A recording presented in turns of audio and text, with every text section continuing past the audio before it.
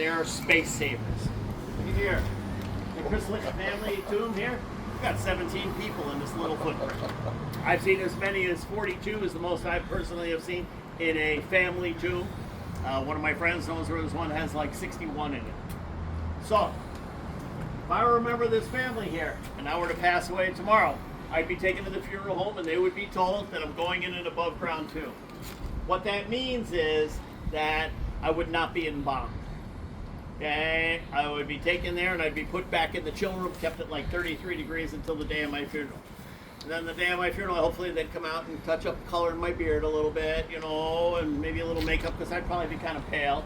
But they'd bring me out, put me in a big fluffy coffin, and then hopefully you would all come and mourn over me because it would be very sad that your favorite tour guide had passed away. Okay? Meanwhile, the cemetery workers, they're called the sextons. They would come up here and take those two bolt screws out there, and a couple of strong people would very carefully move that closure tablet, it's called, out of the way. Now behind it, it's all brick and mortar. It's bricked up. They're going to break through the brick and mortar. They got a big stack of bricks in the back if they break too many of them, and open up and expose the entire tomb. In the middle right here is a shelf. Now on that shelf is my Aunt Marie. She was the last person in there. She went in 1988. And then dug down from here, probably just down to about there, about almost 4 foot, is what we call the caveau, or the cave. And that's where all 16 of the other relatives are. Now before we get here, the sextons are going to take what's left of Aunt Marie since 88, nothing but bones in there. They're going to do what's called a bag and tag. In her coffin is a metal tag that was made when she went in, it was inscribed with all her information. They're going to dump what's left of her into a bag.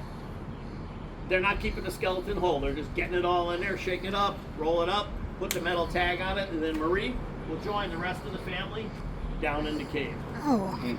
Meanwhile, my wife is going to go to work and orchestrate a great second line parade. My body will be taken out of the big fluffy coffin and put in a cardboard coffin. They make those nowadays. So, I mean, like, why spend the money? Okay? I'm not going to be comfortable no matter what, or I am comfortable, whichever way you want to look at it. Bring that band up here. We already talked about the music they're going to play and everything. Get me slid in here. That's going to take you all over to the Holy Ground. That's the local Irish pub, Guinness and Jameson's for all my friends. So it'll be a good party for everybody but me. Meanwhile, once everybody leaves, the sextons will come back.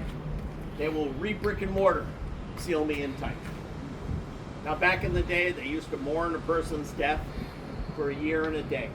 That was the custom. Okay, some cultures still have that, you know? And so we get a law called the 366 law. Okay, that says that this tomb cannot be opened for any reason other than like some court order for a year and a day.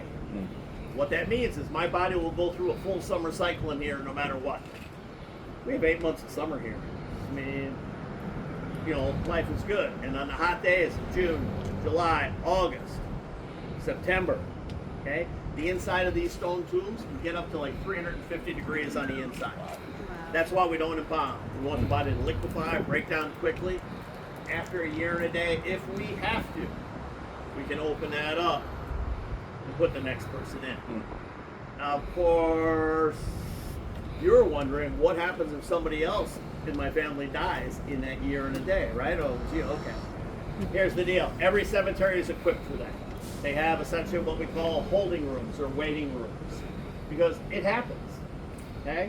So my brother were to pass away, I don't know, 6 months later, 8 months, whatever it was, he would be put in the holding room. At this cemetery, it's on the wall.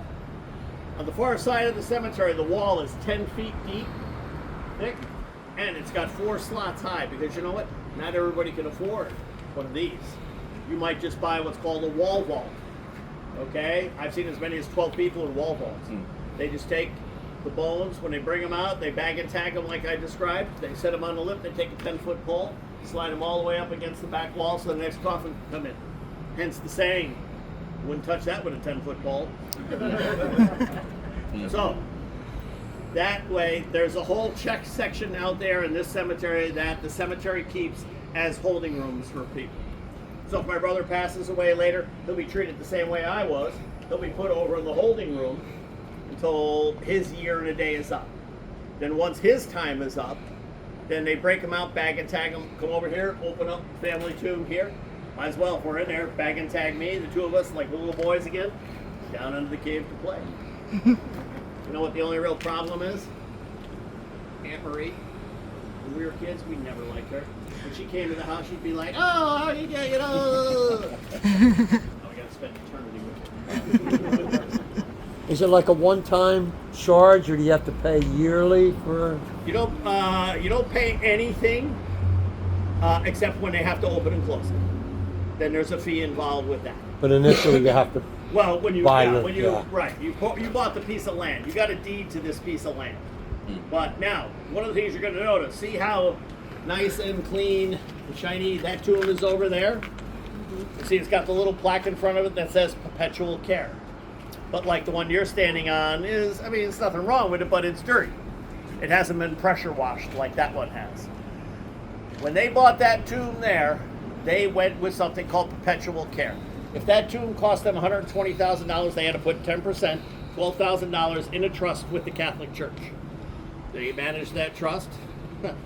They manage that trust, and they use the interest to make sure that tomb stays nice and clean and shiny and all that. Okay, these others, they don't have perpetual care. It used to be you would, on All Saints Day, November 1st, you would come with your whole family. You would come up here to your family tomb. You would bring your children with you. You would have a picnic. You would tell them about Marie, Theos, TC, Horace, John. You would tell them the stories that you had heard from your parents and pass along that family tradition. You know, that oral history of your family. And then you would clean your tomb. If it had any cracks, you would pull the weeds out and mortar them. You would brush these ones. Nowadays, you know, for this, you need to come in with a pressure washer to clean that up. But you could do that if it's your family tomb. The problem is that too many families have moved or died off or things like that, and now nobody takes care of them. The cemetery is responsible for cutting grass and keeping the streets cleared. That's it. Let's go this way. One question, Scott. Got it. What's the little things? That one says uncle, this one says Marie. What are they for?